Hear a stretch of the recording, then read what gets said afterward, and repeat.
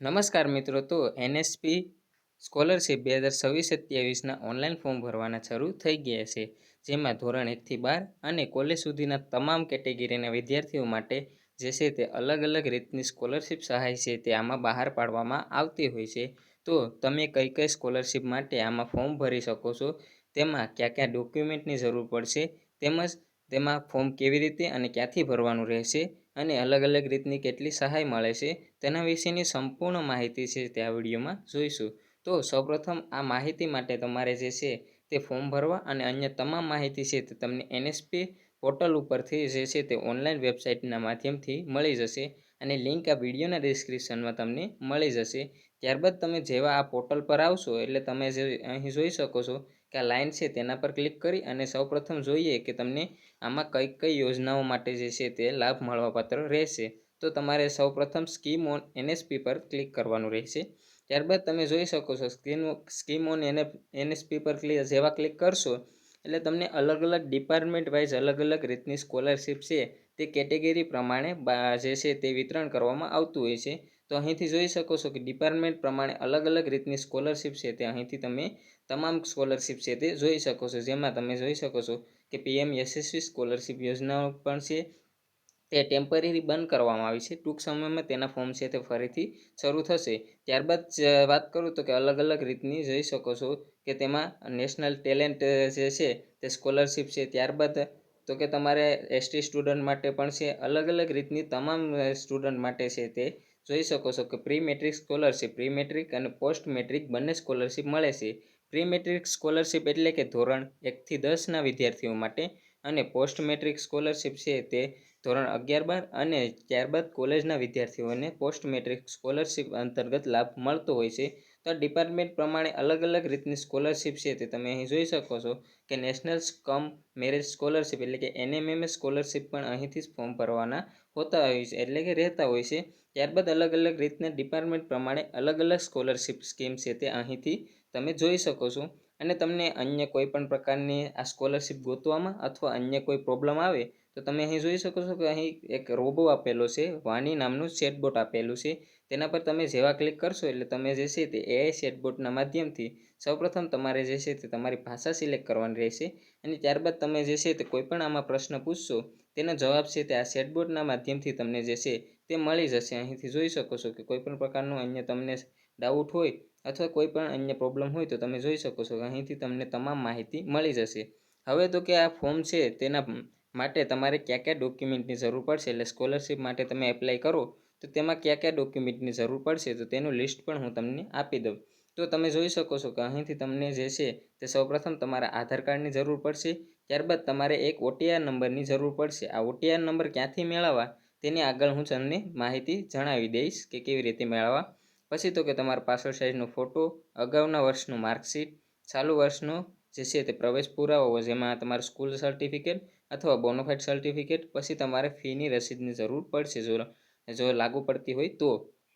ત્યારબાદ તો કે વિદ્યાર્થીનું બેંકનું પાસબુક જે આધાર કાર્ડ સાથે લિંક એટલે કે તમારું ડીબીટી એક્ટિવ હોવું જોઈએ તો સ્કોલરશિપનો લાભ મળે છે. પછી તો કે તમારો આવકનો દાખલો, પછી જાતિનો દાખલો એસસી એસટી ઓબીસી માટે, રહેઠાણનો દાખલો જેમાં ડોમિસિયલ સર્ટિફિકેટ જ્યાં જરૂર પડતી હોય ત્યાં, પછી દિવ્યાંગતાનું પ્રમાણપત્ર જો હોય તો તેની તમારે જરૂર પડશે. તો આવી રીતના ફોર્મ ભરવા માટેના ડોક્યુમેન્ટની તમારે જરૂર પડશે. હવે તો કે તમે કઈ યોજના માટે પાત્રતા ધરાવો છો તે કેવી રીતે તમારે ચેક કરવું, એટલે કે તમે જે છે તે આના માટે કઈ સ્કોલરશિપ માટે એલિજિબલ છો એટલે કે તમે કઈ યોજના માટે પાત્રતા ધરાવો છો આમાં, તો તે કેવી રીતે ચેક કરવું તો કે તમારે જે છે તે સ્કોલરશિપ એલિજિબિલિટી પર તેના પર તમારે ક્લિક કરવાનું છે. જેવું તમે તેના પર ક્લિક કરશો એટલે તમે જોઈ શકો છો કે આવી રીતનું જે છે તે એક નવું પેજ ઓપન થશે અને તેમાં તમામ માહિતી છે તે તમે અહીં જોઈ શકો છો કે તમામ માહિતી ભરી દેશો. ત્યારબાદ તમારું જે છે તે તમે કઈ યોજના માટે પાત્રતા ધરાવો છો તે ઓટોમેટિક તમારે જે છે તે લખાઈને આવી જશે. ચેક એલિજિબિલિટી પર તમે જેવા ક્લિક કરશો આ બધા જે છે તે માહિતી ભરી અને તેમાં ક્લિક કરશો એટલે તમે કઈ યોજના માટે લાભ ધરાવો છો તે ઓટોમેટિક લખાઈને આવી જશે. અને તમે જે છે તે સ્કોલરશિપ વાઇઝ પણ ફિલ્ટર કરી શકો છો એટલે કે સ્કીમ પ્રમાણે કઈ કઈ યોજનાઓ છે તેના પ્રમાણે પણ તમે આમાં ફિલ્ટર કરી શકો છો. કે અહીં જોઈ શકો છો કે તમારા ડિપાર્ટમેન્ટ આપેલા છે અને ત્યારબાદ અહીંથી લખેલું છે કે તમામ જે છે તે માહિતી તમે જોઈ શકો છો કે અહીંથી તમે ફિલ્ટર કરી શકો છો. મેરિટ વાઇઝ સ્કીમ છે, પછી તમારે પ્રી અને પોસ્ટ મેટ્રિક, જો પ્રી મેટ્રિક હોય ધોરણ 1થી 10 માટે, અથવા તો પોસ્ટ મેટ્રિક ધોરણ 12, 11, 12 અને કોલેજ માટે, તો તમે અહીંથી ફિલ્ટર કરી શકો છો. પછી કેટેગરી છે, તો હું તમને થોડુંક જણાવી દઉં કે જોઈ શકો છો કે અહીં પ્રી મેટ્રિક સ્કોલરશિપ સ્કીમ પસંદ કરશો એટલે જે પણ પ્રી મેટ્રિકમાં હશે તે તમામ જે છે તે અહીંથી આવી જશે. ત્યારબાદ તમારે કેટેગરીમાં તમે જોશો તો હું ઓબીસી સિલેક્ટ કરું તો જોઈ શકો છો કે અહીં જે છે તે પીએમ યશસ્વી માટે જે છે તે ઓબીસી માટે લાભ મળે છે, તો તે જે છે તે લખાઈને આવી ગયું છે. પછી તમારું જેન્ડર છે તેના માટે જે છે તે સિલેક્ટ કરશો તો તેવી રીતે પણ તમે જોઈ શકો છો કે અલગ અલગ રીતનું તમામ જે છે તે રીતે તમે અહીંથી પણ ફિલ્ટર કરી શકો છો અને અહીંથી જોઈ શકો છો કે કઈ કઈ યોજના માટે તમને લાભ મળે છે અને તમે કઈ યોજના માટે આમાં ફોર્મ ભરી શકો છો. તો આ છે તે કેન્દ્ર સરકારની યોજના છે જેમાં તમામ વિદ્યાર્થીઓને લાભ મળવાપાત્ર રહેશે. પછી તો કે તમારે જે છે તે અપ્લાય કેવી રીતે કરવું અથવા તો આનું ફોર્મ ક્યારથી ભરવું, તો કે એપ્લાય ઓન સ્કોલરશિપ પર તેમાં તમારે ક્લિક કરવાનું છે. અપ્લાય ઓન સ્કોલરશિપ પર જેવા ક્લિક કરશો ત્યારબાદ નવું પેજ ઓપન થશે અને જો આ સ્કોલરશિપ યોજના માટે તમે આ વેબસાઇટ પર સૌપ્રથમ હોય તો તમારે ઓટીઆર રજિસ્ટ્રેશન કરવું પડશે અને ઓટીઆર જે છે તે નંબર મેળવવા પડશે. તો તે કેવી રીતે મેળવવા તેની પણ માહિતી હું તમને જણાવી દઈશ. તો તમારે ઓટીઆર નંબર અથવા તમે આધાર કાર્ડ અથવા તો અપર આઈડી વડે અથવા તો તમારા ઓટીઆર નંબર વડે તમે જે છે તે આમાં લોગિન કરી શકો છો. તમામ જે છે તે તમારા આધાર કાર્ડ નંબર, ઓટીઆર નંબર નાખશો ત્યારબાદ ઓટીપી મળશે અને ત્યારબાદ તેમાં તમે લોગિન કરી અને તમારું જે છે તે જે પણ યોજના માટે તમે પાત્રતા ધરાવતા હોય તો તેમાં તમે જે છે તે આના માટેનું ફોર્મ ભરી શકો છો. હવે વાત કરું તો કે તમારે ઓટીઆર નંબર કેવી રીતે મળવા, તો કે તમારે રજિસ્ટર પર ક્લિક કરવાનું છે, ત્યારબાદ કન્ટિન્યુ પર ક્લિક કરી અને તમે 4 સ્ટેપમાં છે તે તમારા ઓટીઆર નંબર તમારે મેળવવાના થશે.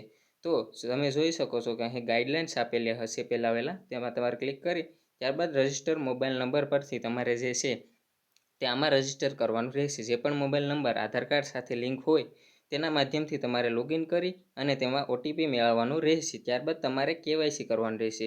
જેવી રીતે રેશન કાર્ડમાં કેવાયસી કરતા તેવી રીતે આમાં પણ તમારે કેવાયસી કરવાનું રહેશે. ત્યારબાદ તમારે ડાયરેક્ટ ફિનિશના ઓપ્શન પરથી તમે જે છે તે તમારા મેસેજ અને ઈમેલના માધ્યમથી તમને જે છે તે એક ઓટીઆર નંબર આપવામાં આવશે અને ઓટીઆર નંબર છે તે તમારે આ સ્કોલરશિપ યોજના માટે અને જે ડિજિટલ ગુજરાત સ્કોલરશિપ માટે પણ તમારે જરૂર પડતી હોય છે. તો બંને માટે તમારે ઓટીઆર નંબરની ખાસ જરૂર પડશે, તો તમે તે મેળવી લેજો.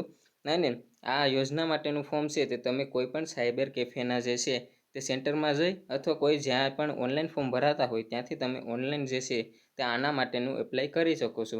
આમાં અલગ અલગ રીતની જે છે તે પ્રી અને પોસ્ટ મેટ્રિક સ્કોલરશિપ છે તેમાં અલગ અલગ રીતની, જેમાં પ્રી મેટ્રિકની વાત કરું તો કે 1000થી લઈ અને 10,000 રૂપિયા સુધીની સહાય અને તેમાં ધોરણ પ્રમાણે અલગ અલગ રીતની સહાય છે તે આપવામાં આવતી હોય છે.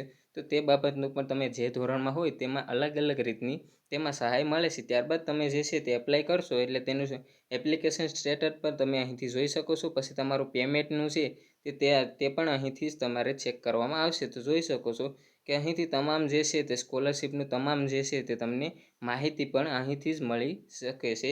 તો આ સ્કોલરશિપ માટે જે પણ વિદ્યાર્થી મિત્રો યોગ્યતા ધરાવતા હોય તો અંતિમ તારીખ સુધીના પહેલાં તમે જે છે તે આના માટેનું ફોર્મ છે તે ભરી દેશો, જેથી કરીને તમને આ યોજનાનો લાભ મળે છે.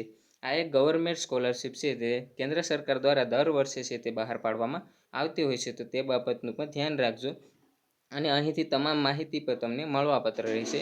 તો આના વિશેની તમને કોઈ પણ અન્ય પ્રકારની પ્રોબ્લેમ હોય તો તે મને કોમેન્ટમાં જણાવી શકો છો, તેથી તમને હું રિપ્લાય આપી દઈશ. અને આવી જ નવી નવી યોજનાઓ અને અલગ અલગ રીતની સ્કોલરશિપની માહિતી માટે મારી ચેનલને હજુ સુધી સબસ્ક્રાઈબ ન કરી હોય તો સબસ્ક્રાઈબ કરી લેજો, જેથી કરીને આવનારી તમામ યોજનાઓ અને અન્ય તમામ માહિતી છે તે તમને સૌપ્રથમ અને સરળતાથી પ્રાપ્ત થાય. આ વિડીયો પસંદ આવ્યો હોય તો વિડીયોને લાઇક કરજો અને તમારા તમામ મિત્ર વર્તુળને શેર કરજો, જેથી તે પણ આ યોજના માટેનો લાભ લઈ શકે છે.